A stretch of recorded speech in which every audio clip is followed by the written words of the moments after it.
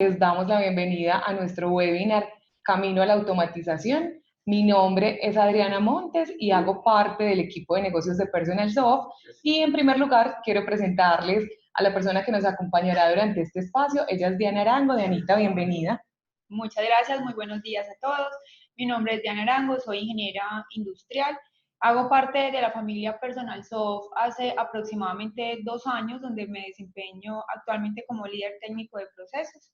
También pertenezco al equipo de arquitectura y automatización de procesos de protección, con la figura pues de aliado, donde me desempeño como diseñadora de procesos. Súper, Dianita, muchísimas gracias. Nos encanta ver a tanta gente conectada. Esperamos contribuir con este tema de que estamos todos en casita cuidándonos, así que esperamos que este espacio sea muy productivo y de mucho valor para todos ustedes. Vemos que nos acompañan de distintas ciudades del país y también muchos amigos conectados desde Panamá. Así que bienvenidos todos y estamos muy contentas de compartir este espacio. Me gustaría contarles que tenemos habilitado nuestro chat en la herramienta para que ustedes nos acompañen en este espacio y nos formulen todas las preguntas que les vayan surgiendo acerca del tema. Pueden hacerlo tanto de manera pública como de manera privada, enviando sus preguntas al usuario de Mercadeo PersonalSoft. Bueno, vamos a dar inicio entonces, Dianita. Presentemos la agenda si estás de acuerdo y vamos entrando en materia. Claro que sí, pues inicialmente vamos a hablar sobre la importancia de los procesos. O sea, ¿qué se hace en una reingeniería de procesos? ¿Cuál es la importancia? Las fases que tenemos en una reingeniería de procesos y la aplicación de la reingeniería de procesos ante la automatización. Y finalmente vamos a hablar de un caso de éxito en protección. Perfecto. Dianita, yo creo que para empezar es muy importante porque veo que hay muchas personas conectadas que aún no trabajan con nosotros. Me gustaría contarles que nosotros como compañía tenemos ya 21 años en la industria y siempre, desde los primeros años en los que estamos prestando servicios, hemos sido unos fieles creyentes del tema de procesos. Nosotros estamos convencidos en PersonalSoft que para diseñar buenas soluciones, tanto tecnológicas como de automatización en este caso, es fundamental centrarnos en el proceso de negocio, entenderlo para poder producir soluciones que efectivamente, digamos, convivan muy bien en relación al negocio del cliente.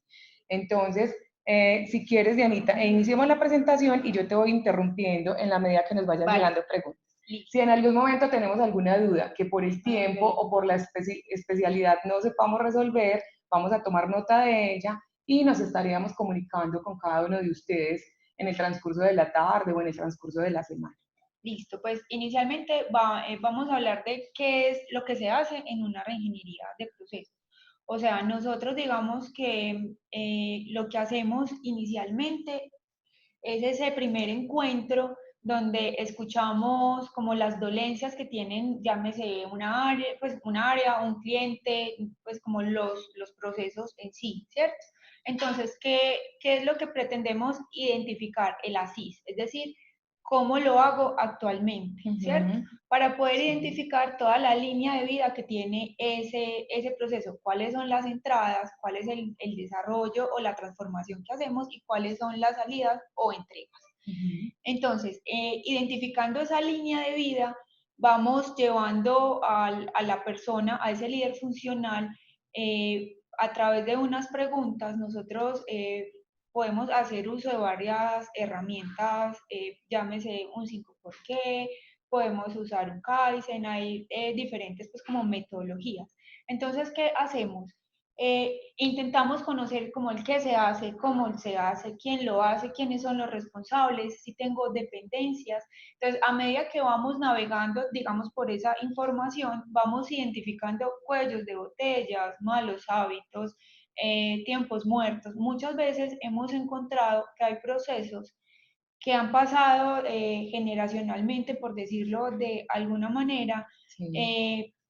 Y cuando entras a preguntar por qué lo hacen así, hemos escuchado respuestas como, no, es que así me lo explicaron y así se hace.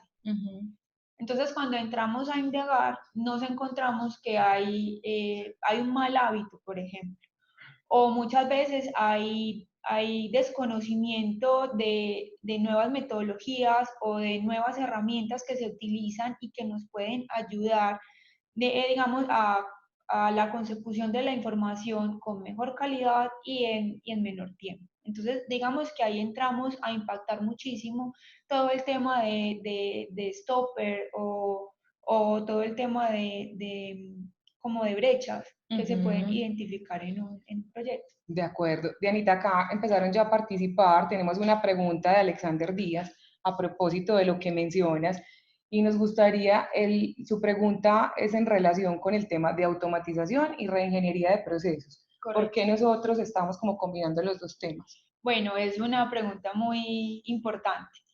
¿Cuál es digamos que cuál es la relación exitosa que existe hoy día entre la reingeniería de procesos y la automatización?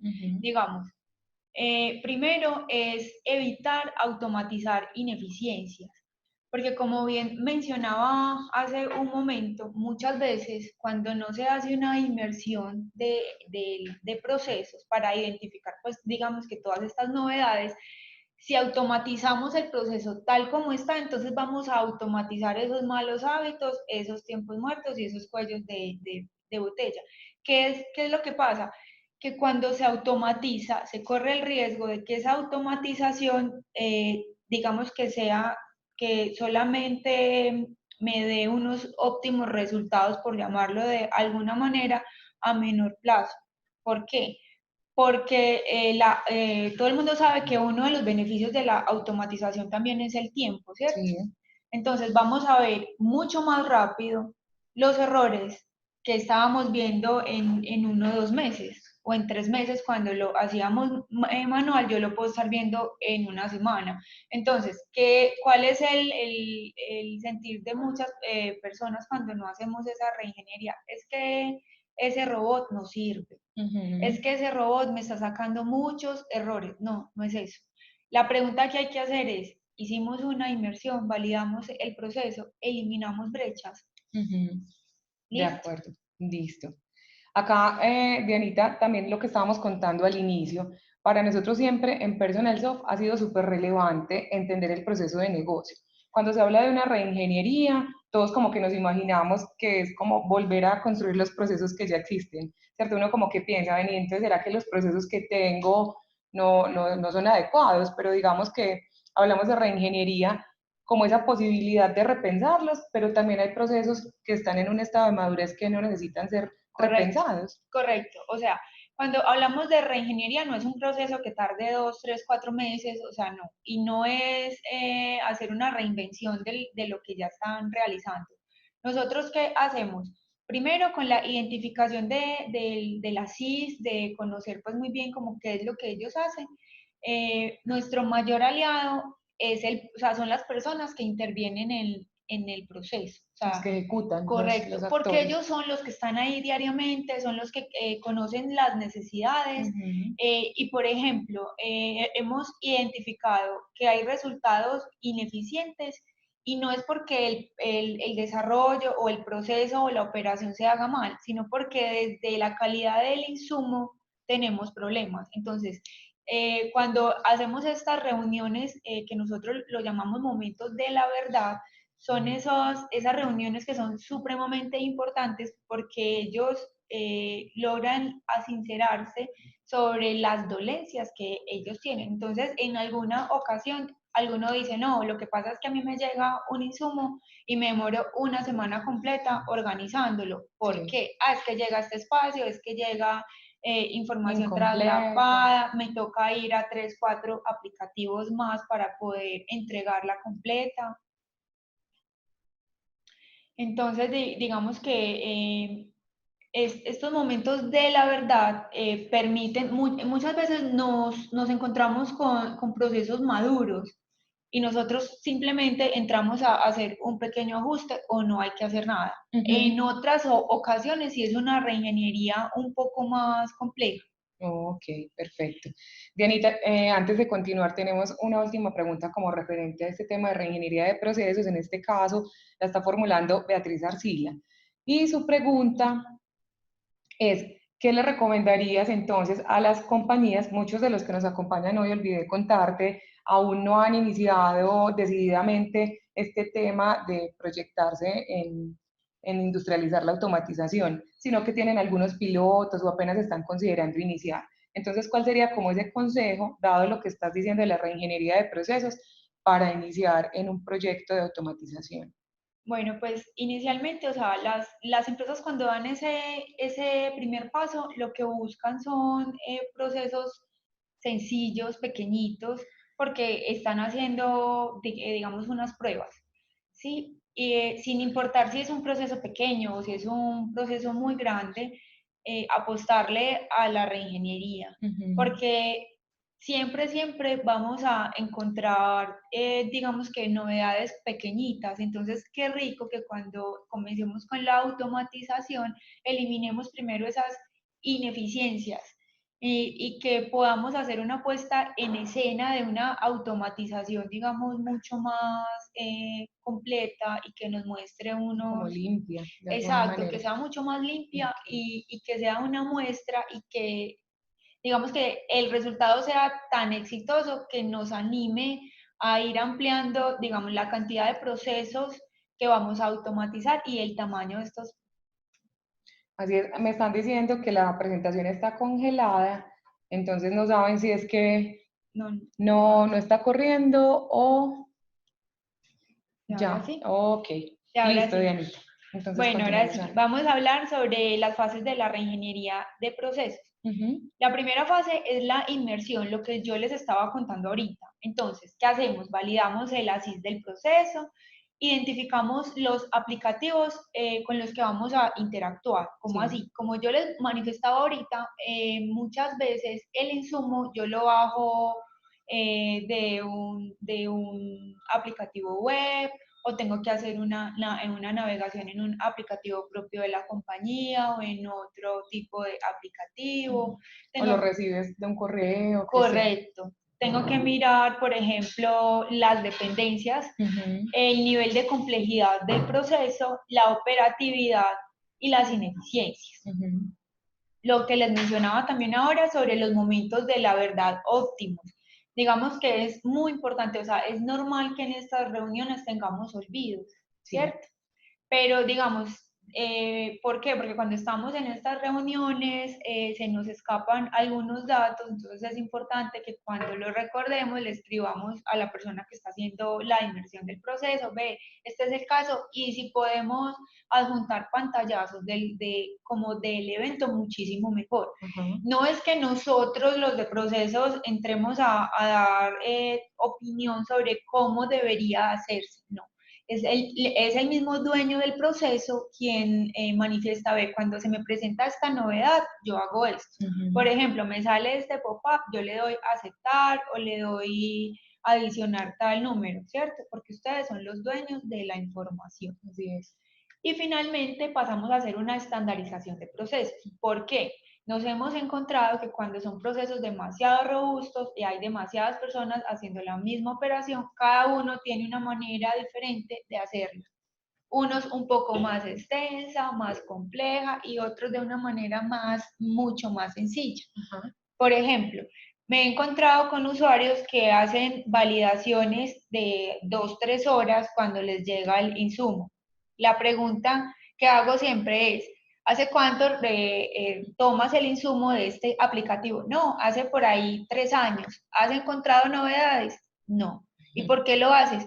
No, porque yo me quiero curar en salud, pero también me encuentro con otra persona que me dice, no, yo como lo recibo, yo hice una validación hace muchos años y hago una por allá mensual por como aleatoria y listo. Ujú. ¿Cierto? Entonces, mira que son dos metodologías de trabajo diferentes y lo que hacemos es hablar entre compañeros o entre áreas para lograr una estandarización.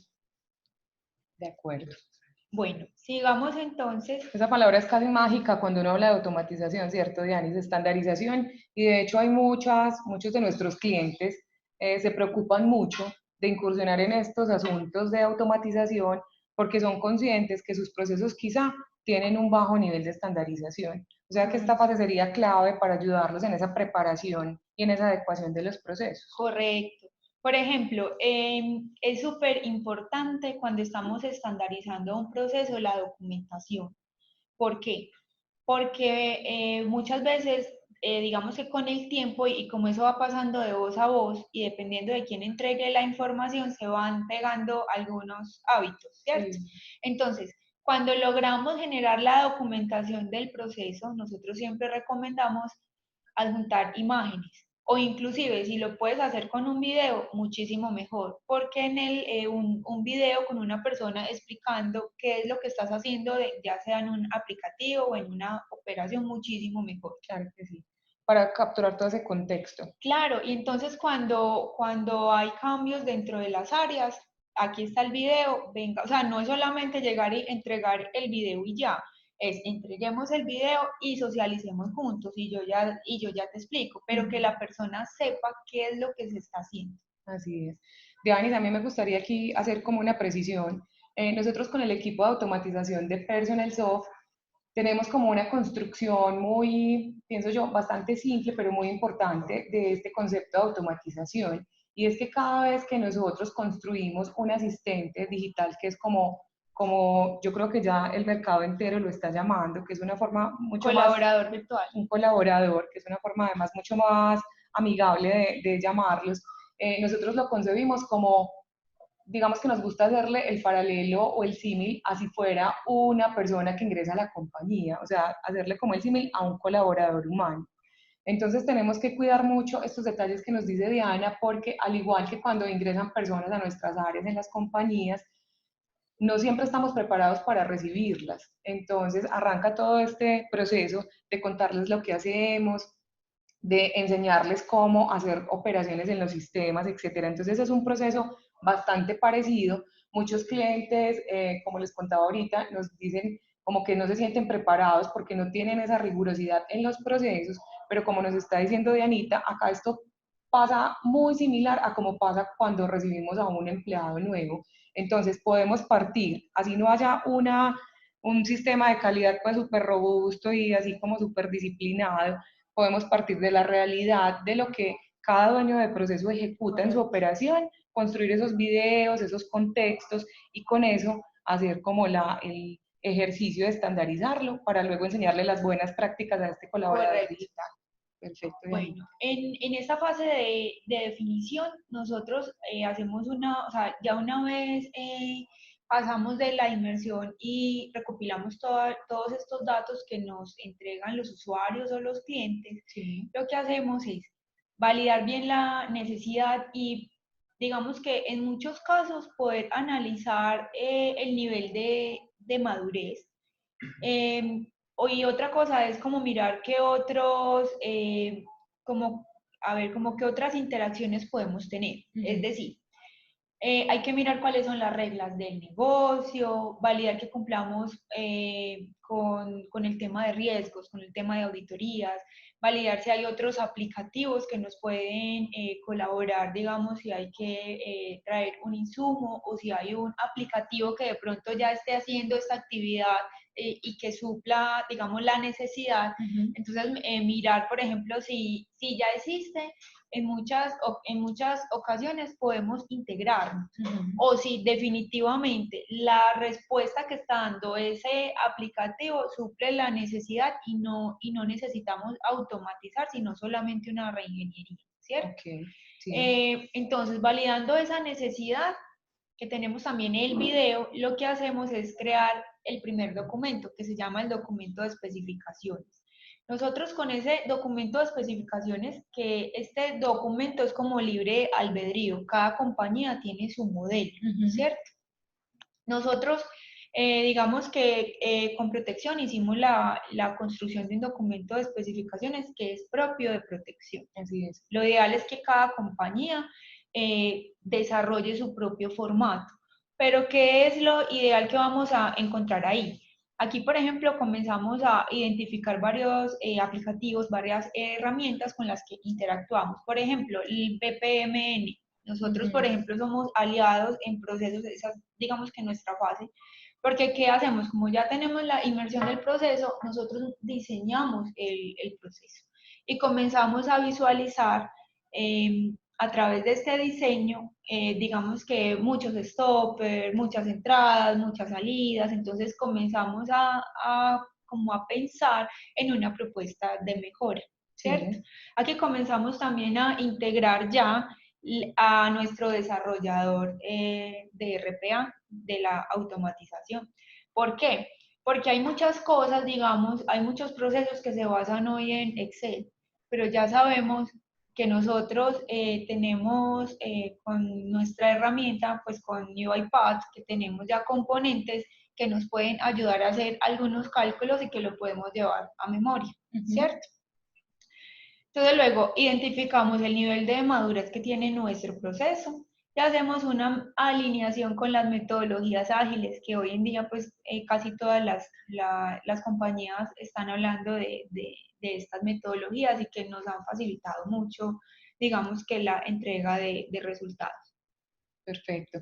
Diani, nos llega otra pregunta. En esta ocasión nos habla Juan Carlos Arango y él está diciendo que te ha escuchado mencionar varios roles entonces en el equipo de automatización. Que si Correcto. podrías precisarle entonces cuáles son esos roles. Claro que sí, mira, nosotros, por ejemplo, en el equipo de automatización, pues está el diseñador de procesos, que nosotros hacemos pues esa inmersión, pues como todo el levantamiento de la información. Así que esas dos fases previas, la inmersión y la definición, ahí es Sí, muy protagónico el ese diseñador, diseñador. correcto. Ajá. ¿Qué hacemos? Hay unos momentos, porque digamos que esa primera reunión es como de interacción con el proceso. Del proceso, ¿quiénes vienen? Obviamente, haciendo uso de las metodologías ágiles, pues vamos a ver un Scrum, vamos a ver un Product Owner, vamos a ver unos líderes, pues unos líderes funcionales que son muchas veces, listo, está el dueño del proceso, que es el que conoce de una manera más global, pero él también tiene un equipo de trabajo que son los que interactúan más, digamos, que con ciertas actividades y nosotros, la idea dentro de procesos es conocer pues el qué, el cómo, el cuándo, pues digamos que identificar bien toda esta línea de vida, entonces digamos que inicialmente estamos con ellos, ¿cierto? Hay un segundo momento cuando vemos que hay que profundizar más y que tenemos dependencias. Entonces hay un segundo momento donde invitamos al dueño, pues al líder de riesgos, la persona de auditorías, de soluciones, pues como de diferentes áreas con las que identificamos en esa primera reunión que vamos a tener contacto. Sí. Y si de pronto, digamos, tenemos dependencia y otra área es la que me entrega mi insumo, entonces invitar a esa persona porque yo tengo que estandarizar y explicarle a la persona cuál es la importancia de que el insumo me lo entregue siempre de la misma manera. De acuerdo. En un segundo momento ya aparece en el escenario el desarrollador, ¿cierto? ¿Por qué? Entonces, antes de llevarlo a esa reunión, como ya yo tengo un mapeo, tengo un diseño en BPMN, hacemos una reunión y se le explica a esta persona en qué consiste el proyecto, ¿cierto? Y ya empezamos a hablar de una manera más técnica. Sí. Porque muchas veces a los procesos se les abre una bolsa de deseos y digamos que su necesidad, si bien digamos es de 1 a 5, ellos la quisieran llegar hasta el número 50, entonces hay que comenzar a aterrizar un poquito más la necesidad y a delimitar. De acuerdo. Listo, yo creo que ahí mencionamos muchos roles, pero a mí me gustaría simplificarlo un poco de cara a que lo que te cuento, que hay muchas personas que no se han animado aún como a dar ese primer paso. Digamos que en una célula de automatización nosotros distinguimos básicamente dos roles, el de diseño, que en este caso es el rol que tiene Dianita, que normalmente tiene formación en procesos y que es capaz como de ver ese más allá que a veces se nos queda oculto, y el configurador o desarrollador, que es la persona que a partir de los diseños que elabora la persona de procesos, digamos, ya hace la implementación. Y Anita nos hablaba, por ejemplo, de UiPath, que es una de las, digamos, de las herramientas que nosotros manejamos, no es la única ni es la exclusiva, en esto nos alineamos mucho a lo que el cliente tenga o a las decisiones que ya haya tomado o le ayudamos a tomar la decisión.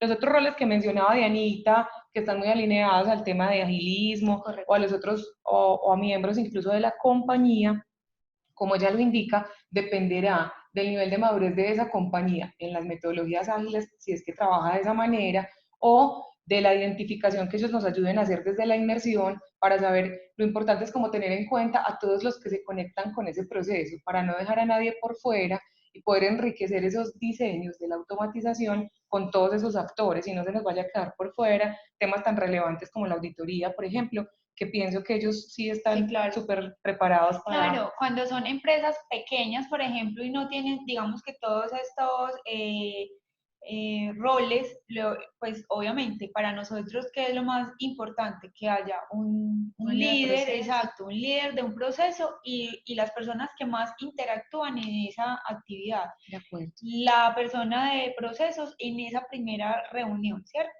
Ya más adelante ya empezamos a asistir a las reuniones con nuestro desarrollador. De acuerdo.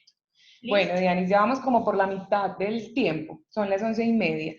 Entonces, te invito para que terminemos de recorrer las fases de la reingeniería, Listo. hagamos ahí como unas conclusiones para que veamos el caso de éxito, que sé que muchos están interesados en Claro ver que ese sí. caso de éxito. En cuanto a las fases de la reingeniería, bueno, finalizando ya con el desarrollo, tenemos una presentación de diagnóstico. ¿Qué hacemos ahí? Nosotros presentamos el documento de especificaciones o el documento que la compañía estipule pues como su estándar. Sí. Socializamos una propuesta de mejora. ¿Cómo así? En la propuesta de mejoras, por ejemplo, yo ahorita les mencionaba la importancia de validar aplicativos, herramientas y demás existentes dentro de la compañía. Realizamos unas pruebas de concepto.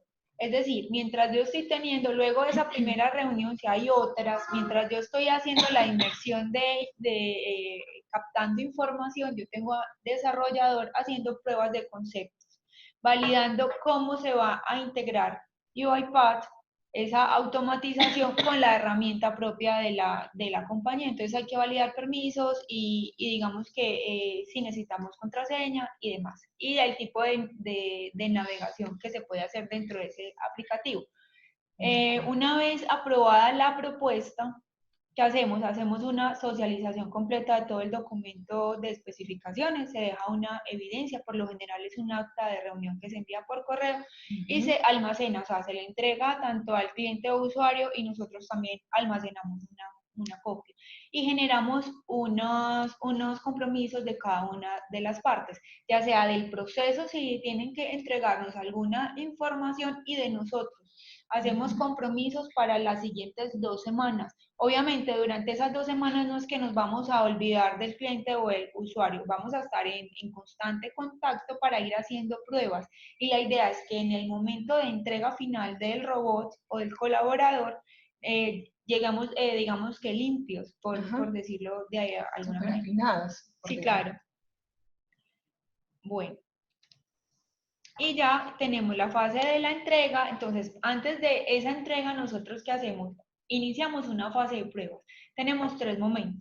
Una prueba que hace solo el desarrollador con la idea de cumplir lo que yo le entregué, o sea, como sus responsabilidades dentro del documento de especificaciones. Y hay otro segundo momento donde yo le hago una especie de auditoría a él para validar que él me está entregando lo que comprometimos con el usuario o cliente. Y hay un tercer momento donde ya hacemos las pruebas con el cliente o el usuario.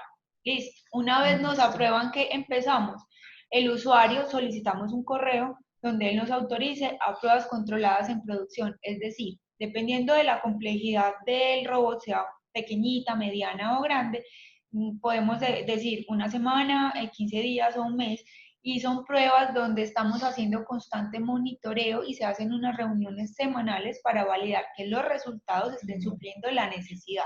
Como de control. Correcto. Una vez validamos estas pruebas controladas en producción y son exitosas, ya el señor robot o el señor colaborador sigue funcionando solito. Entregamos toda la documentación que respalda esa operación que hicimos en días pasadas. Aplicamos una auditoría de configuración. Siempre es muy importante que exista una auditoría para asegurar buenas prácticas en la configuración. E iniciamos en la fase de estabilización. Perfecto. Dianita, vení, tenemos otra pregunta. Y en este caso nos están preguntando que han escuchado hablar sobre el concepto de microbots. que si nosotros lo aplicamos o no y a qué se refiere. Bueno, pues eso ya es algo más, digamos que de desarrollo, ¿sí? Pero yo creo que desde esta visión que le estamos dando a la charla podríamos compararlo con lo que tú frecuentemente me comentas, y es que hacen como una división del proceso, Sí, como en claro. pequeñas partes, Mira, como en paquetes. a ver, nosotros, por ejemplo, es que depende mucho como de la actividad que vayas a automatizar, ¿cierto? Entonces, en algunas compañías se le llama robot y por dentro hay varios macroprocesos, ¿cierto? Como cada Sí. actividad. En otras, por ejemplo, es colaborador virtual y cada macroproceso se le llama robot, ¿cierto? O Dependiendo flujos, del nombre. también lo Hay escucho yo. otros robots pequeñitos que son, o sea, solamente tienen un solo flujo. Digamos, hay un robot que necesitamos que se comunique con Visagi, por ejemplo, y haga visible unos casos a ciertos usuarios, ¿cierto? Podríamos decir, pero es que Visagi ya lo hace, sí y no. Visagi sí hace visibles, digamos, unos casos, pero cuando hay unas políticas que no están configuradas dentro del flujo de Visagi, se quedan ahí en el aire, ¿qué pasa? Se creó un flujo pequeñito, un micro robot, podríamos llamarlo así, se creó un flujo muy pequeñito que ¿qué hace? Coge todos esos casos huérfanos y se los entrega al proceso. Por ejemplo. Entonces podríamos mirarlo de esa manera. Listo. Bueno, nosotras hemos preparado un caso de éxito que muy amablemente nuestro cliente Protección nos autorizó pues previamente para compartirlo con ustedes, pero creo que hasta acá podemos como, digamos, enfatizar como en varias conclusiones importantes. La primera, entonces, nuestra invitación es para que todos aquellos amigos que nos acompañan en el webinar y que estén pensando en incursionar en proyectos de automatización, pues hagan de sus mejores aliados a los dueños de procesos de las compañías, ¿cierto? Es importante tener esos aliados al interior de la compañía porque hacen parte fundamental. Nosotros sin el dueño del proceso casi que no podríamos soñar con hacer ningún colaborador digital. Entonces es importante conversar con ellos, identificar la línea de vida del proceso, como bien lo dice Diana, que es como todas esas particularidades desde que nace el proceso hasta que hace su entrega, identificarlo de buena manera y con la ayuda de un profesional de procesos, en este caso con un diseñador de procesos como lo es Dianita, digamos, tratar de estandarizar, de descubrir esas cosas que no son evidentes a simple vista, para estar, digamos, como con mucha confianza de que lo que le vamos a enseñar a ese asistente es lo que realmente necesita el negocio, ¿cierto? Esa podría ser una buena conclusión. Otra es que es buena idea pensar en hacer esas particiones de procesos en pequeños paquetes, como lo estaba diciendo Dianita. Hay procesos muy complejos y nosotros nos hemos dado cuenta que muchas veces nos llaman y en esos procesos que nosotros llamamos pioneros de automatización, efectivamente ustedes ya se encargaron de validar que son procesos operativos, masivos, etcétera, pero a veces son demasiado complejos. A veces tienen unas interacciones con sistemas que no están ni siquiera en el dominio de la compañía. Entonces, importante, alineándonos con ese concepto que ustedes nos preguntaban de microbots, que desde el diseño hagamos como una partición, en pequeños paquetes, para que sea más fácil el control, la orquestación, la puesta en producción, y yo pienso que para que sea más fácil como la asimilación de ese colaborador dentro del proceso. Bueno, digamos que otra cosa que recomendamos antes de automatizar es volver al dueño del proceso nuestro mejor aliado, ¿sí? Sí. O sea, no podemos pensar es que vamos a reemplazar, no, sino lo primero que hacemos nosotros es contarles cuáles son los beneficios, por qué no, porque es bueno pensar en la automatización como en un gran aliado. O sea, tengo un montón de actividades operativas que me demoró demasiado tiempo en entregarlas y qué rico poder usar este tiempo pues en actividades que le aportan valor a la organización y estas actividades tan operativas entregárselas a un colaborador. Definitivamente. Dianis, voy a leerte la última pregunta que nos llegó, ya para que nos expongas entonces el caso de éxito. Acá nos está hablando Julián Pérez. Él nos está diciendo que se recomienda en temas de automatización a procesos que tienen decisiones de excepciones y que no son susceptibles de estandarización. O sea, un montón de cosas variables. Es súper bueno porque nosotros manejamos algo que se llama los parámetros de negocio, ¿cierto? Entonces, hay que procurar, por ejemplo, mapear, digamos, que casi todas estas actividades en los parámetros de negocio, digamos, que yo genero unas políticas y digamos que hoy yo voy a hacer una medición estratégica por los needs. Entonces yo digo que el need de la organización A, B y C, les voy a aplicar la política 34, ¿cierto? Pero ¿qué pasa? Que el día de mañana ya no son la A, B y C, sino la F, la G, entonces adiciono 10 más. Entonces el robot está en la capacidad de ir a ese parámetro de negocio, entonces ya él sabe que no va a tomar 3 needs, sino que va a tomar 10 y les va a aplicar la política 34. Eso se puede hacer. O sea, podemos generar, por ejemplo, nosotros podemos generar unos parámetros de negocio con unos datos editables siempre y cuando la política exista, ¿sí? Entonces, digamos que ahí es un muy, muy buen aliado para para estos procesos que tienen unas políticas que están, digamos que estandarizadas, pero que cada mes varían si se aplica o no a X cantidad de registros, ¿sí? Tenía otras preguntas aquí, me vas a matar, Dianita, te las voy a leer rápidamente. Me disculpa Marta Guevara porque no la había visto. Ella nos había preguntado hace un momento que cuál es el perfil técnico ideal para el desarrollador, ese rol de desarrollador o de configurador. Yo creo que la va a responder Diaris, que tú eres de procesos. Desde la experiencia de nosotros como compañía, Marta, yo te cuento que nosotros hacemos una dupla. El diseñador normalmente está formado en temas de ingeniería de procesos, producción, productividad y calidad, y el configurador o desarrollador, en nuestro caso, normalmente es un ingeniero de sistemas con experiencia en programación. Si bien digamos que esto es otro mundo, es un poquito distinto a la ingeniería de software, sí hemos encontrado mucho valor en armar la dupla de esa manera y mucho valor en que las personas que asuman el rol de configuradores tengan ese background de programadores, por temas de arquitectura, por temas de mejores prácticas, por temas de lógica incluso. Entonces, así es como nosotros lo manejamos y con varios de nuestros clientes estamos como en esa misma línea.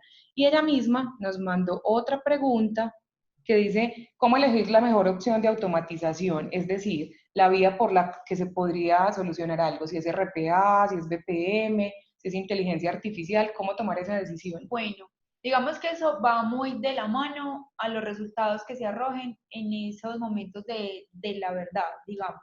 Cuando es una actividad que es muy operativa, que es muy repetitiva y que es, digamos que en grandes cantidades, podríamos hablar de un RPA. Cuando son actividades que, si bien cumplen, digamos que con lo dicho anteriormente, pero se necesita tomar decisiones, se necesita, digamos, de un análisis un poquito más profundo, podríamos hablar de inteligencia artificial. ¿Y cuándo podríamos hablar de un BPM? Digamos, hay muchas tareas que necesitan, pues, primero que, o sea, necesitan un responsable, una interacción, digamos, con un usuario, alguna asistencia. Correcto. Entonces, digamos, en una cadena de un proceso de una compra, entonces identificamos, por ejemplo, que se requiere formar primero la orden de compra. Entonces, es como mirar el paso a paso de esa línea de vida. Entonces, ahí podemos identificar cuándo es un visage. Inclusive, hay momentos, nosotros hemos identificado que hay momentos donde necesitamos de un BPMN y de una integración con RPA, que sí, eso ya también se desarrolló, correcto. Bueno, Dianita, yo creo que en aras del tiempo, te invito entonces a que nos compartas un caso de éxito de los que hemos tenido con protección. Yo sé que pueden existir muchas otras preguntas, entonces nuevamente les abro la invitación para que aprovechemos estos días de estar en casa y si desean escribirnos, lo hagan al correo electrónico mercadeo@personalsoft.com.co. Nosotros vamos a estar pendientes y esperamos estar en contacto con todos ustedes. Tengo otras acá, pero yo creo que ya en aras del tiempo las resolvemos por correo, ¿te parece? Entonces, Sí, si les presentamos el caso de éxito. Claro que sí. Entonces, vamos a hablar de cuál era el reto. Esto es un colaborador virtual que se generó en el área, pues en la estructura comercial. ¿Cuál era el dolor? O sea, digamos que como eso hacía parte del día a día, pues sí la operatividad era muy grande, ¿cierto? Cuando nosotros hacemos la inmersión, nos dimos cuenta que hacían aproximadamente 2.300 validaciones, o sea, 2.300 cálculos operativos y ellos tenían que afrontar mensualmente cambios en la estructura comercial, o sea, la manera como se medía, los porcentajes, esta política se le va a aplicar a este NIT este mes y a este no. Regiones, Correcto. oficinas. Entonces, estas otras políticas va para estas regiones, para estas no. Entonces, eran políticas que si bien estaban digamos que ya estandarizadas, iban cambiando mes a mes a quién se le aplicaban y a quién no. Entonces, manualmente se demoraban muchísimo. Entonces, había una complejidad para aplicar ya las reglas existentes para cada producto. Estamos hablando de 7 productos. En el caso de uno de los productos se podían demorar hasta una semana haciendo pues la medición para entregarla a la estructura comercial y cuando entramos a hacer las validaciones, en cuanto a tiempo nos estábamos demorando aproximadamente 4 horas. Entonces mira, 4 horas versus una semana manualmente y que también nos encontramos digamos que muchos cuellos de botella, muchos obstáculos, como cuáles. Aquí ya entramos a la fase de novedades encontradas en el proceso, entonces, lo que hablábamos ahora, calidad de insumos ineficientes, entonces cuando llegaba la información, entonces nos encontrábamos campos vacíos, que llegaba demorada, que no tenía una estandarización en cuanto a formatos y estructuras, que eran 31 insumos diferentes que aplicaban para estos 7 productos y que me podían llegar por Excel, me los enviaba un tercero o un aliado, que los podía otros que llegaban por email de otras áreas, que los podía bajar de Power BI, etc.